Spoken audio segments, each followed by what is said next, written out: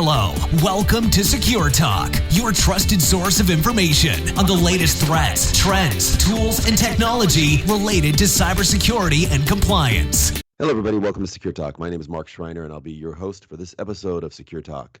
Today, we're going to be talking to Lee Bristow, who is the CTO, Chief Technology Officer at Phinity Risk Solutions. And we're going to be talking to Lee about third-party risk management, or TPRM, and how to automate risk management and some other things. But before we do that, let's say hi to Lee. Lee, how are you today?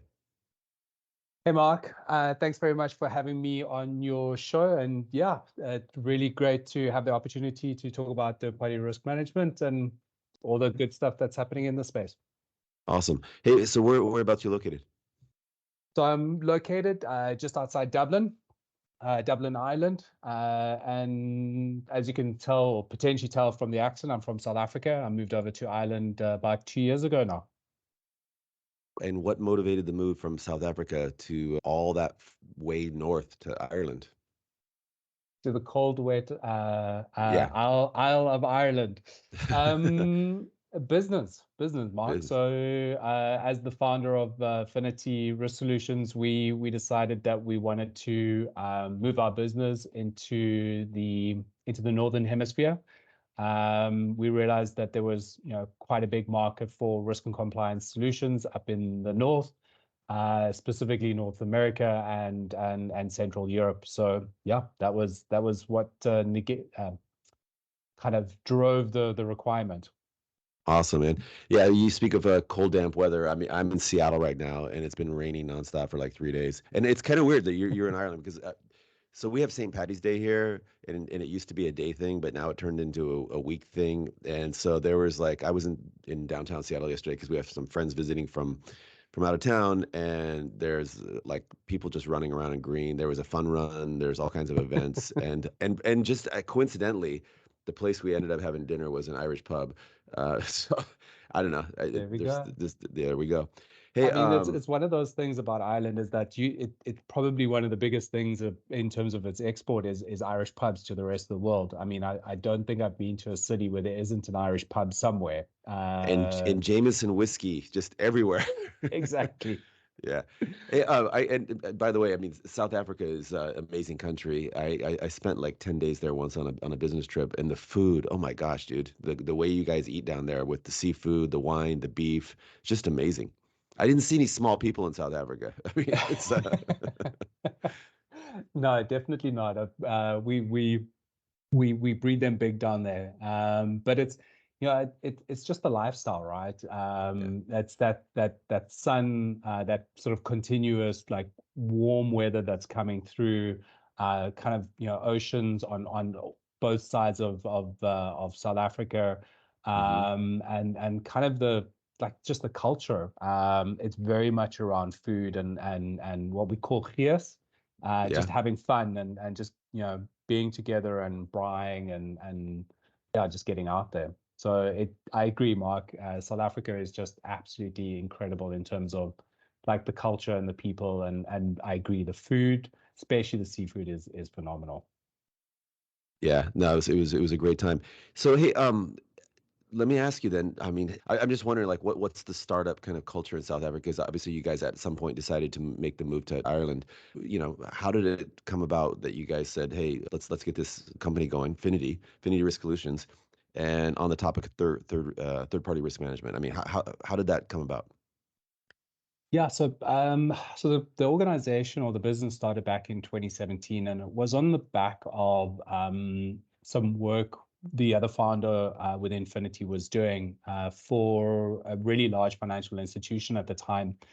And they were running manual third-party risk management processes. So that would have been Excel spreadsheets, sending it over to the vendor, in some instances even doing on-site visits and that kind of stuff. So it was kind of really in the dark ages of third-party risk management.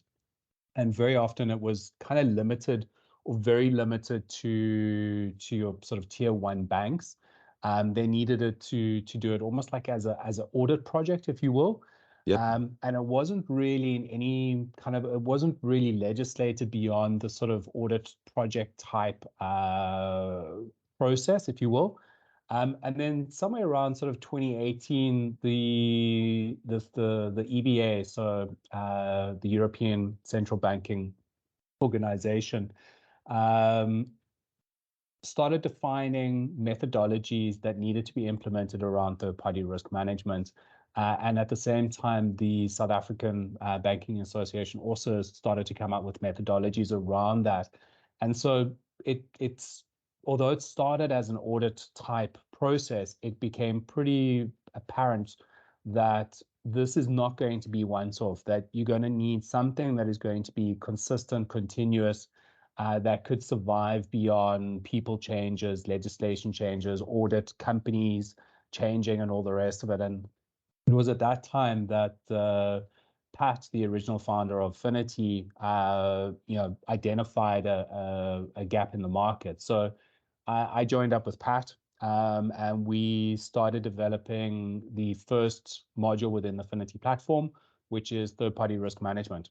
And the original idea around third-party risk management within the Phinity platform was, how do we take those Excel spreadsheets that are, still very, very much in the third-party risk management world today?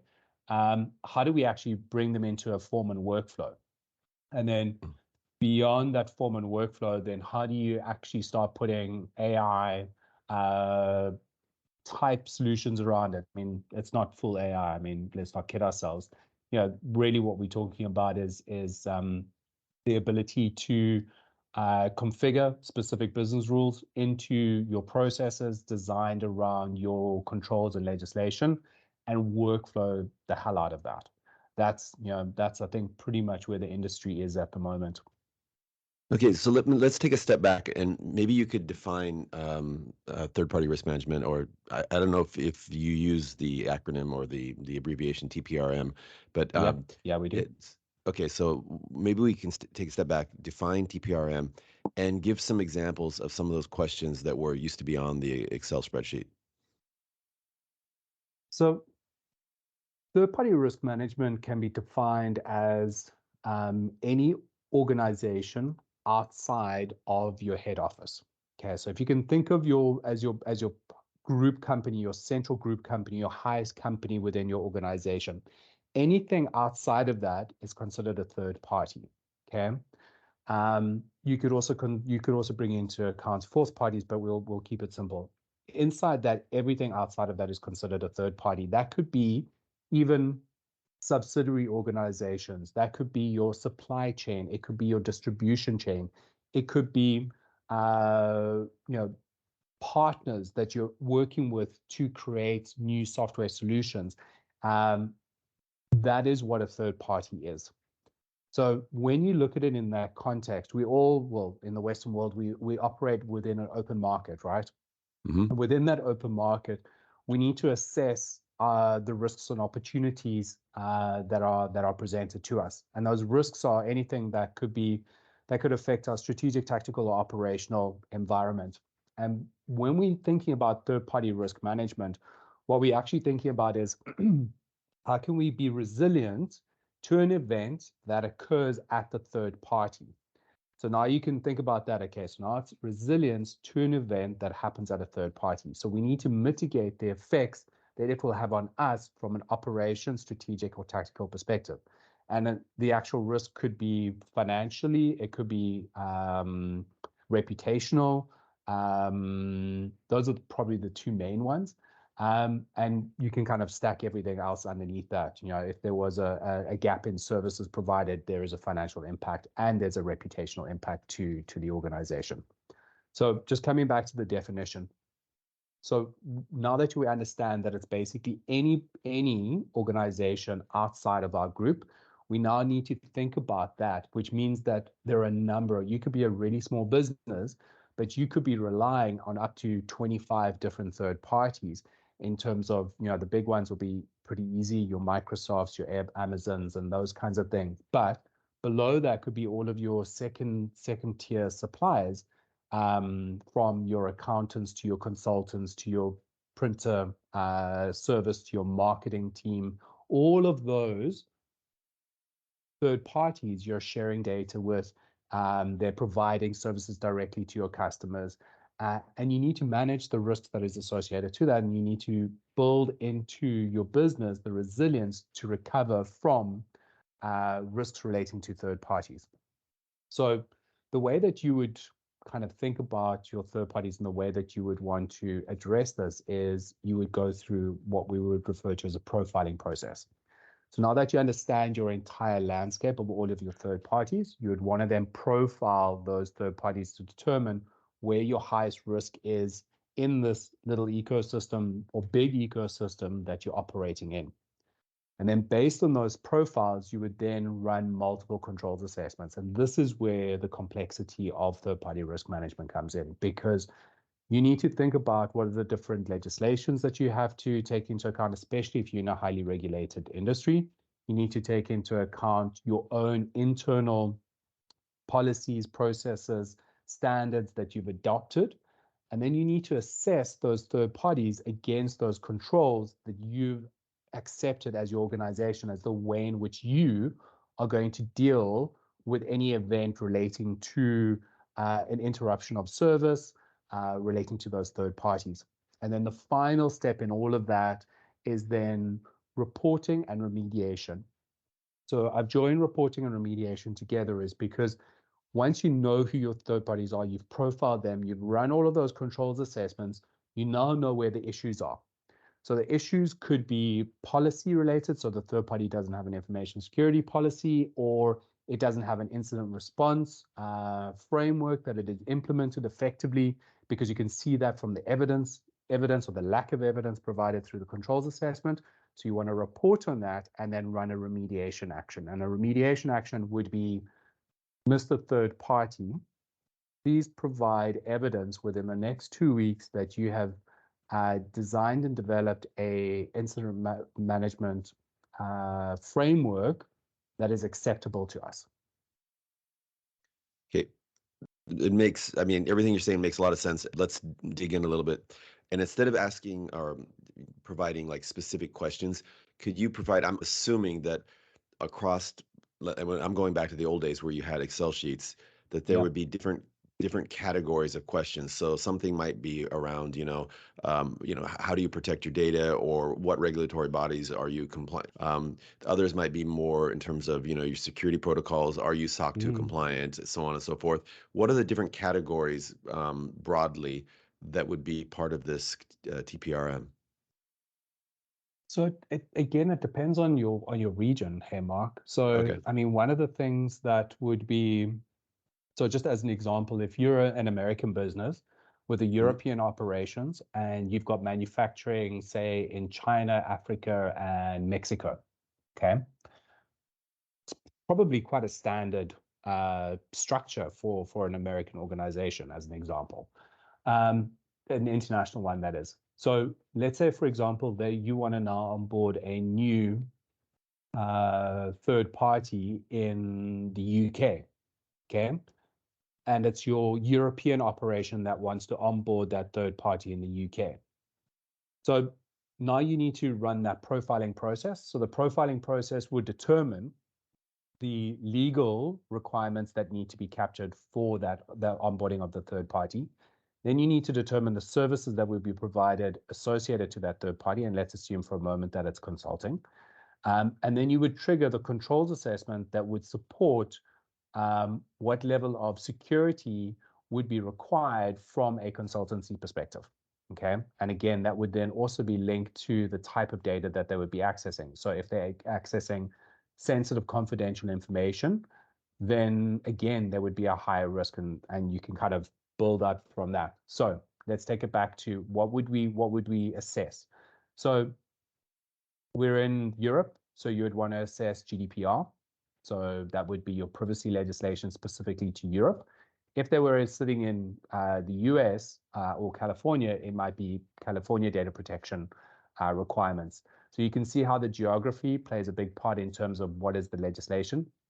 If it's also the European one, you might want to start bringing in things like tax compliance that you would also want to bring in. You might also want to do some ESG analysis.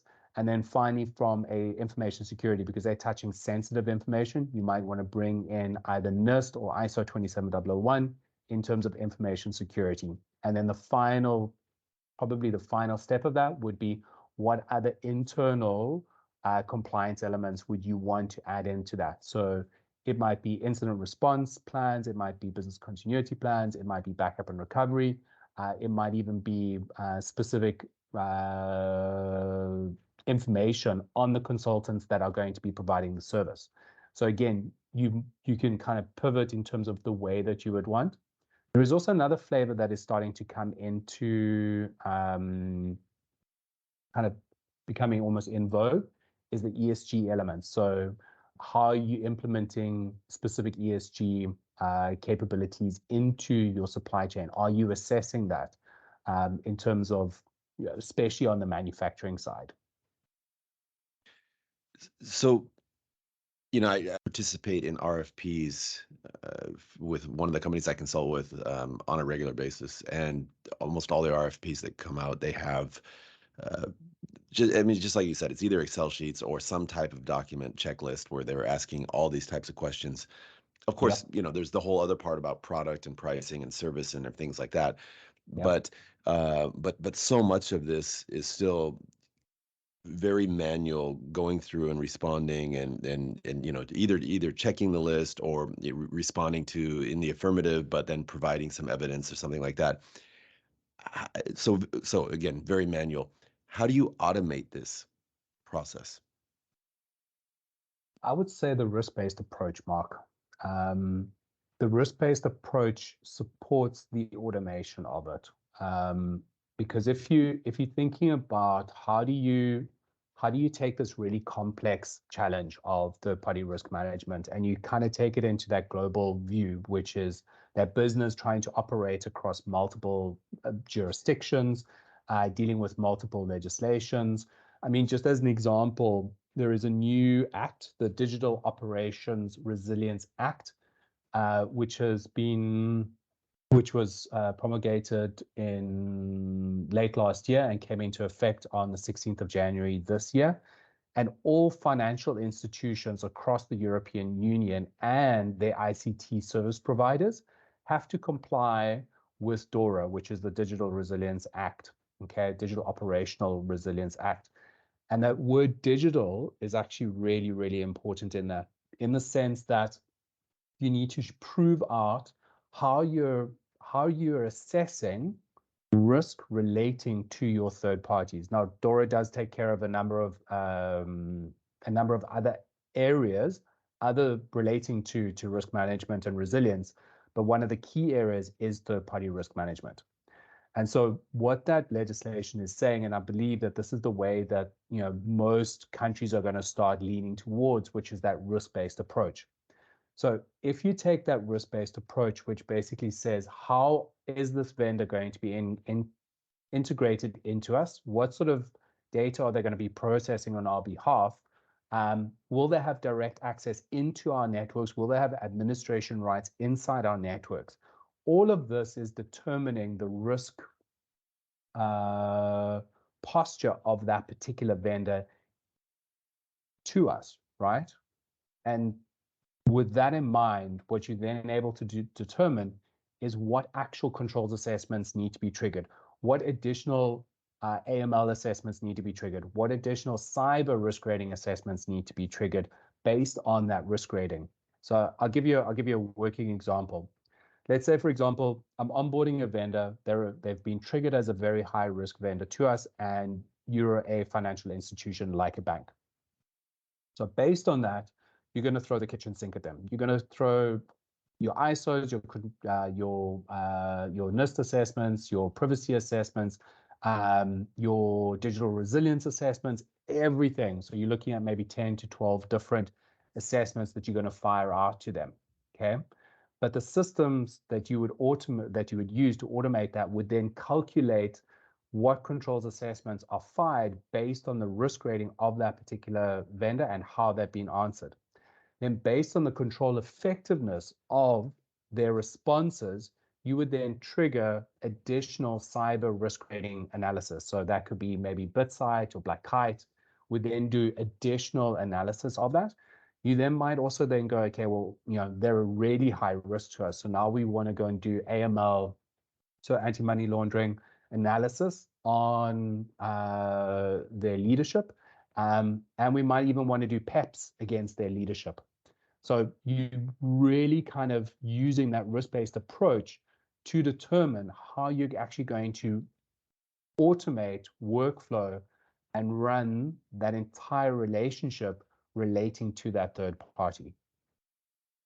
Okay, so is the automation part that Phinity Risk Solutions provides, is it in terms of helping companies to kind of assemble the appropriate questions that need to be asked, or is there a way to automate just checking things without actually going through a questionnaire? Like, for example, looking at uh, different external signal that can tell you things about the company. Like, for example, are they using HTTPS, or have they achieved certain ISO certifications because it's been posted here? Give me an example of how the automation actually works for Phinity. Yeah. Okay, so the automation specifically for Phinity, Mark, if I can maybe ask it in two ways. So A, the automation for Phinity, but also just in terms of where I think the industry is going in terms of the automation as well, if I may kind of do a bit of soothsaying as well. Please. So from a Phinity perspective, the automation for Phinity or within Phinity is based on the ability to integrate an organization's rule structures and controls into a single repository. So when you're assessing a vendor, what it is doing is then determining what controls that vendor needs to apply, or be what controls are applicable to that vendor, and then triggers the automated controls assessment for that particular vendor. So instead of asking everything and the kitchen sink, it just asks the exact control questions that are needed. Okay, so I'm not the sharpest tool in the shed, but I'm starting to get it now. So because I can imagine that you have your vendor manager or compliance team or somebody that's responsible for this job, and they're like, okay, I'm going to throw the kitchen sink because I've got this Excel sheet or this document that we send out to everybody, but a lot of it's irrelevant, and you need to be, and so based upon what that vendor's going to be doing and where they're located, your platform will produce the questions that are appropriate for them. Exactly. Yeah, Okay. that's it. Yeah, and remember, under legislation like DORA, you actually have to go through this process, or at least the very first step, which is, do you have a central repository, and do you have a way of assessing that particular vendor to determine the risk of that vendor? How you manage that risk and how you mitigate it and how you assess it is almost up to you. Our approach is to say, well, if this is the risk and this is the service, then these are the controls that are applicable to that vendor, and they should be in a position to provide you with evidence that supports, or basically evidence that shows how they've implemented a control. It could be a policy, it could be a procedure, it could be evidence of a backup process, it could be evidence of remediation, it could be a pen test report, whatever the case may be. Those should be applicable to that particular business and therefore provide that evidence accordingly. Awesome. And then so you mentioned earlier that you're going to tell us where we're headed. Yeah. So kind of the thought process at the moment is that, where we are right now is that you've got sort of almost two streams within third-party risk management. So you've got the form and workflow, which is tools like Phinity, okay? And then you've got the risk rating type organizations. So the risk rating type organizations are the likes of BitSight and what's the other one? Black Kite and a few other, Risk Recon and a few of the others along the way. So they typically take information that is available on the internet, as well as they do analysis on what is exposed to the internet. So they almost do vulnerability analysis of specific IP ranges linked to organizations. They look on the dark web to identify whether or not user accounts have been breached and all the rest of it. And based on that, they're able to provide information like data breach index, ransomware indexes, and information security scorecards and things like that, right? So that's the kind of stuff that they're able to provide. It doesn't determine, though, the inherent risk rating of that organization to you. Does that make sense, Mark? Totally. And I mean, Okay. I'm quite familiar with those types of services. In fact, you kind of mentioned a name, I probably inadvertently, but there's one organization called Security Scorecard, and Yes. basically it provides you a scorecard, for your vendors, Yeah. and it's just looking all that, like you said, signal that you can glean from the internet. It's kind of like external pen testing type of data, and to say, hey, they've got these issues and so on and so forth. Yeah. So the first part of that problem is that they don't do the profiling bit. Okay. Now they're starting to bring in some of that workflow, Foreman workflow into their types of solutions, which will then provide that sort of next level. It still doesn't cater for calculating how mature that organization is. So like, show me all of the policies, procedures, standards that that organization has adopted and is using through their business. So basically the next part of the equation is to say, okay, well, we need to profile. Now we've got a profile. Then we need to do an external scan if they're high risk, not if they're low risk or moderate risk, because then we're just burning money for no apparent reason. We then need a ability to request more information. If they are high risk, you can't just take a scanned external view. You need to get an internal view in terms of that particular organization. So we need to pull in your policies, your procedures, all of that kind of stuff, and vet and validate that it is actually sufficient for us to be working with you, especially if you're a high risk. So that profiling step is quite unique. So where I see the industry going is that you are going to see a bit of a consolidation within the market space between the Foreman workflow and risk rating type services.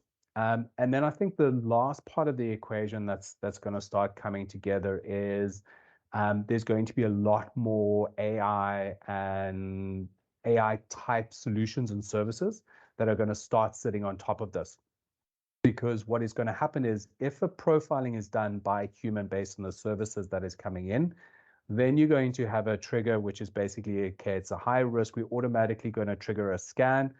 Based on the scan, we're then going to trigger a controls assessment of X, Y, and Z based on these control sets that we would expect. Then based on the outcome of those controls assessments and the answer options and the way that they've been scored, we're then going to trigger a recommendation of some description. So it's going to be bringing together each one of those different steps to almost bring out a kind of a logical view of that vendor. So an aggregated logical view of that vendor with all of these multiple data points that basically says, based on all of these risk triggers, metrics, we recommend X. And that X component would also then be based on probably a 5x5 risk rating in terms of what is acceptable to you and your organization. And that's kind of where I believe we're going to start heading towards, because we're creating a lot of data right now and we're gathering that data. The next part of that is to be able to really intrinsically understand it, because right now we still need humans to look at that data, especially if we're dealing with Foreman workflow with scorecard type services, to bring that together into one succinct solution. Excellent. So where when you're talking with your customers, when you initially engage with them, who typically are you talking with? Is it the compliance team? Is it a vendor management team? Who is it? we normally start the conversation on the IT side, Ham. Okay. And it's normally the CISOs that trigger the conversation. And again, it's not always because they're wanting to implement third-party risk management. They hit up against like a NIST standard or an ISO 27001 standard. And one of the things that is highlighted in there is that you need to implement third-party risk management, especially around service providers that are within the scope of your ISO certification. So they immediately start looking for solutions out there to be able to assist with that. And from there, the conversation very quickly grows and starts to become a risk and compliance problem, and then onto a procurement problem. And one of the things that IT or CISOs identify pretty quickly is that this is not an audit problem. This is not a once-off 2017 type problem. This is going to be something that they're going to have to show that they operationally implemented consistently and consecutively through the years to maintain their certification. And then when you see that, and then you start seeing legislation like DORA coming out, it becomes pretty apparent that you can't just implement this within the isolation of your IT environment. So it starts with a CISO, expands to your risk, and ends up typically with your procurement environment almost taking the lead, if you will. That's the evolution I keep seeing. And what are their, top of mind questions that you hear the most often? I mean, I don't care what you're selling. There's always, it could be, for example, price, it could be security, it could be efficiency, it could be, are you able to integrate with this? Do you have connectivity with that? But in the case of TPRMs, what are their top one or two concerns? How much time is this going to take? So there's not top one or two. You're saying there's just a broad range of concerns. It's just their top concern is actually how long is this going to take, because it's not how long is this going to be implemented. Oh, that is the concern. Okay, that is got the you. concern. It's literally how much time am I going to lose implementing a third-party risk management program, because they're suddenly going, I have a day job and my day job is information security. And now what you're telling me is that I now need to manage all of these vendors. I need to get evidence from these vendors on an annual basis. Is that like, where am I going to find the time to do all of this? Is there, and we show them the workflow and the automation that comes with that, and they go, it becomes a really big challenge for organizations pretty quickly. And then they try and see, where does this need to live? Because, sorry, go ahead, Mark. No, I was just going to ask you, so how long does it take, or how long is this going to take? How do you respond to that? So there is effort that is required by that organization. And so the first question I often ask is, well, where are you in terms of maturity? Do you have a central repository of all of your vendors? And the answer to that is almost always no. So like, do you have a list of your IT vendors? Yes, we've got a list of our IT vendors. Okay, well then you're already halfway down the road. So then it's typically again, it depends on the amount of vendors, but if you're dealing with, say, 100 vendors, it's 4 to 6 week project, roughly around about 40 to 60 hours. Again, depends on who does it. That designs your profiles, your workflows, your controls assessments, and then there is actually somebody that needs to run it. And it's not like this is a nice to have anymore. It's now being legislated that you have to have it, which means that there is a real cost that they need to absorb somewhere within their budget, and there's time that has to be allocated. So again, for a program of 100 to of about 100 vendors, you need anything between 2 hours a week to 10 hours a week, depending on where you are in the cycle. Okay, makes a lot of sense. And can companies outsource that?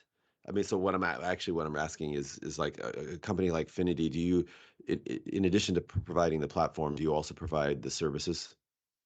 So we actually partner. So we partner with a number of consulting services and tech managed services companies to provide that service. we're a platform company. So we want to build and create really cool workflow and automation, risk and compliance tech, and implementation is typically best done by a consultancy business that understands information security or cybersecurity or procurement compliance. And so we leverage their capability, and it works really well for us. So then we can work with clients in the States, in Europe, in Asia, and in Africa, because they have the relationships, they understand their clients' needs, and budgets, and so it can create and tailor something that would be best fit for them. But yes, Mark, to answer your question, managed services for third-party risk management, I think, is going to become a very big thing in the not too distant future, because that's kind of the nature of the way that things work. Is the companies realize they don't know how to do third-party risk management, so they'll outsource it, and those outsourced companies will tool up, and then once that capability is understood and can be actually insourced, that will slowly but surely be insourced again. Definitely, it makes a lot of sense. I'm just curious, like, because Phinity, you're still consider yourself a startup. Is that correct? Yeah, we do. Probably the first 2-3 years of Phinity is we were refining in terms of what we were doing and how we were doing it.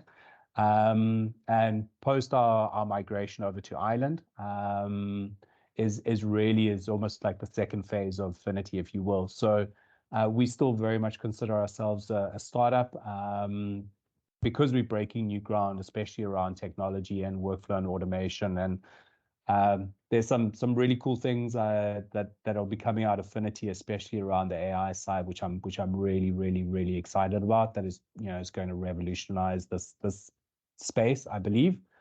So in that sense, startup all the way. So and so you are in the startup ecosystem, and you're helping other organizations kind of to do their third-party risk management.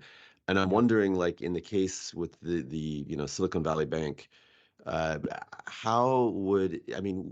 a TPRM system come into play on anything like that?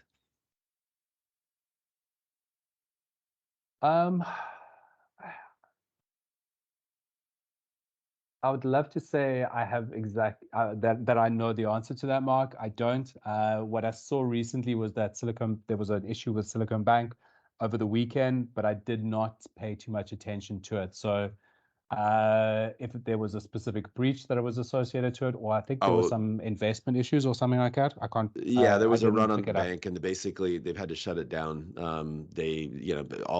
So many of their depositors just wanted their money back, and after a while they could no longer operate the bank, and so they've had to shut it down, and the government is now trying to figure out what to do.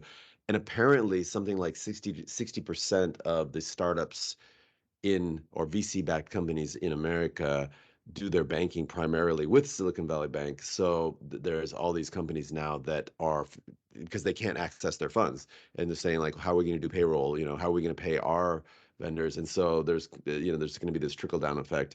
But it happened so suddenly that I don't know how a risk management platform could prevent that, other than to say, maybe you shouldn't have all your eggs in one bank's basket. You should probably diversify your risk. And this is a whole other conversation, because in the U.S., the FDIC, the Federal Deposit Insurance Corporation, I think that's what it stands for. They insure deposits up to like $250,000 US. Above and beyond that, if the bank goes bust, you lose it. Typically, in 2008, the government stepped in and made everybody whole. But they're not sure what they're going to do in this case. So I guess the third-party risk management platform could probably say, hey, you've got all your assets in one organization. Maybe you should diversify. I don't even know if that's something that you guys look at, or yeah, go ahead. Yeah, I would disagree a little bit, Marcus, in the sense that that's more strategic risk analysis. So Okay. again, so where would this come in? So let's say, for example, you went for funding to Silicon Valley Bank, and they provided, funding based on a convertible convertible note to the value of X. Let's say it's $1 million. So, and you could then draw down on that over a period of time. Again, hypothetically, right? So Mm-hmm. the strategic, you would look at that from a strategic perspective in the sense that you've now taken out this massive loan with them, but you are able to, draw down on that particular loan. Your risk analysis probably would be that they would no longer be able to provide that facility to you. And in the event that they were not able to provide that facility, what are your controls in place? What are your financial controls in place to mitigate that? So that would be as a startup. If I had some sort of loan with them, we don't, but just as an example, that would probably be the route that I would go. The other side of that, though, is, let's say from a banking perspective, they could use the Phinity platform to assess various startups and the stage of startups and the maturity of those startups. Again, it would be almost on the other side of that. So how could Silicon Valley use Phinity to assess third parties, right? So it would be because they're the ones that are actually going to be doing the loans against those startups or for those startups. And that would be typically the way that I would think that third-party risk management could be used within that scenario. So I wouldn't use it in the reverse. I would use the enterprise risk management in reverse, and I would use the third-party risk management from a Silicon Valley perspective. Okay, totally. Like I said, makes a lot of sense.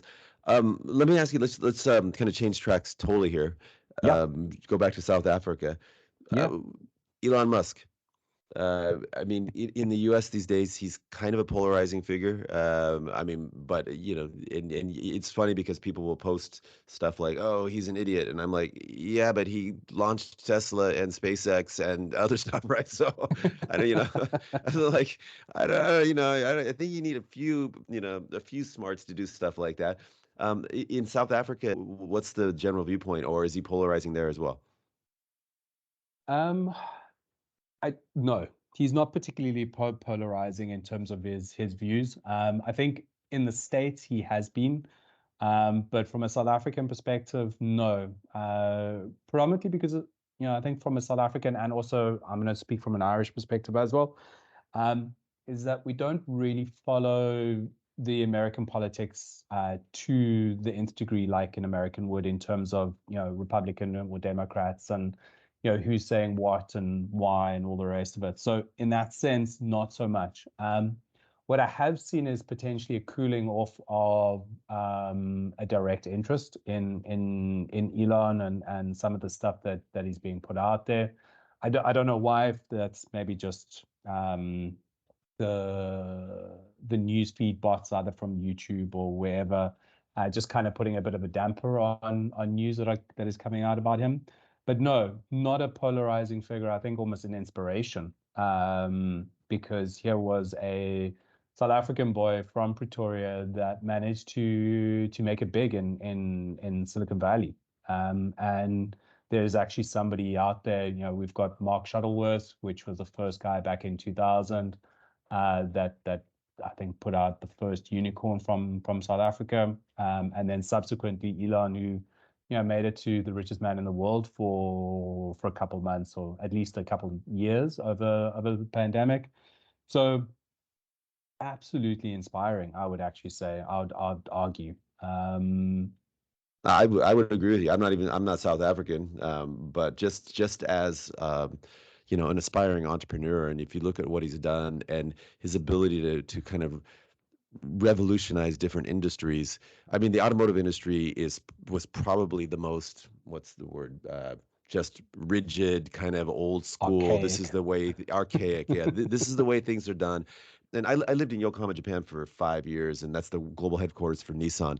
So you Yeah. can imagine all the third-party vendors you know, the Continentals and the Bosches and all these Yeah. vendors that sell into to Nissan. They were all there, and I'm, you know, I would go to the same sports clubs of these people and play soccer with them, and Yep. they would snicker about, oh, you know, Tesla, ha ha ha, it'll never work, it'll never work, and I'm like, well, I bought the stock and it's doing okay. So, um, and and you know, you could say the end game with Tesla is, who knows how successful it will be, but here's the deal. Now, every automotive manufacturer in the world has a hybrid and full electronic vehicle solution, right? And Tesla Yeah. was a big impetus to forcing that issue. And then, if you want to look at even a more archaic industry, look at the defense contracting industry, where you have basically two or three major players, and they get Yeah. the business no matter what. And Yeah. they said, you can never make a rocket that can be relaunched. You know, it's Yeah. impossible. Well, guess what? Yeah. And You SpaceX is can. getting contracts, hundreds of millions of dollars worth of contracts now from NASA, you know, and other government agencies. And it's like, you know, so that takes a certain amount of, I don't know what he's got, but the ability to just not listen to the conventional wisdom and go out there and make something happen. Now, what's got him in hot water here, and we're totally off topic, but it got him on hot water here, is the recently is the Twitter thing. But now we're Yeah. even finding out with Twitter that there were massive abuses from government agencies just going in and saying, "Hey, these people are troublemakers. You know, throttle them down or deplatform Turn them." them off.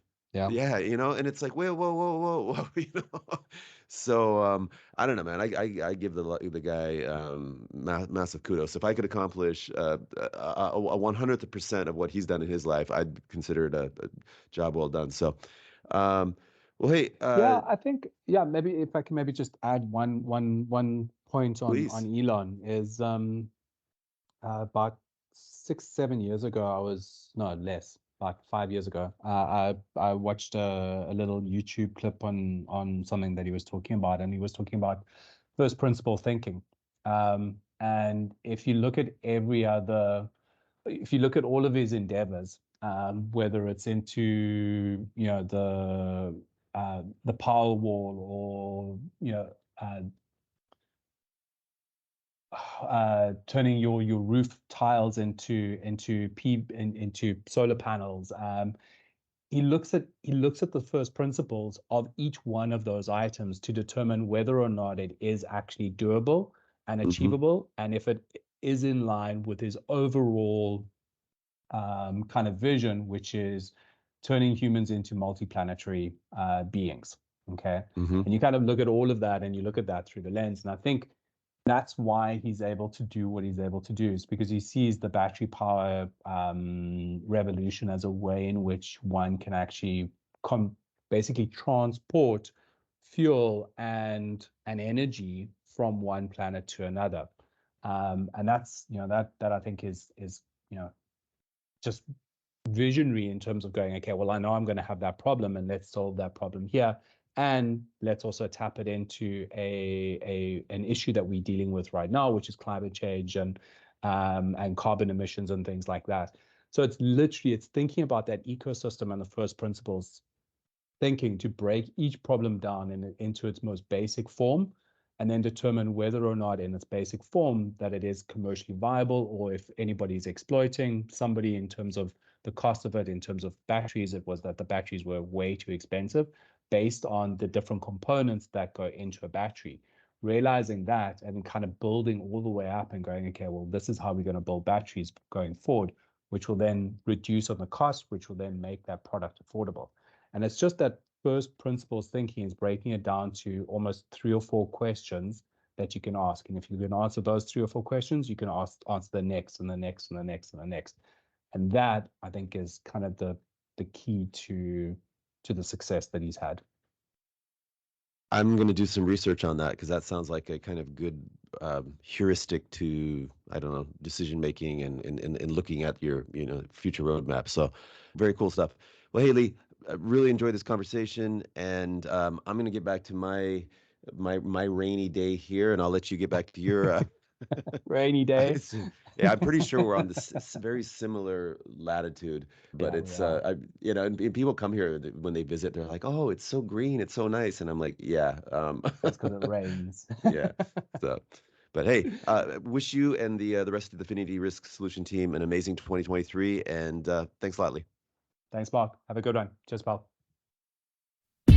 Hello, welcome to Secure Talk, your trusted source of information on the latest threats, trends, tools, and technology related to cybersecurity and compliance.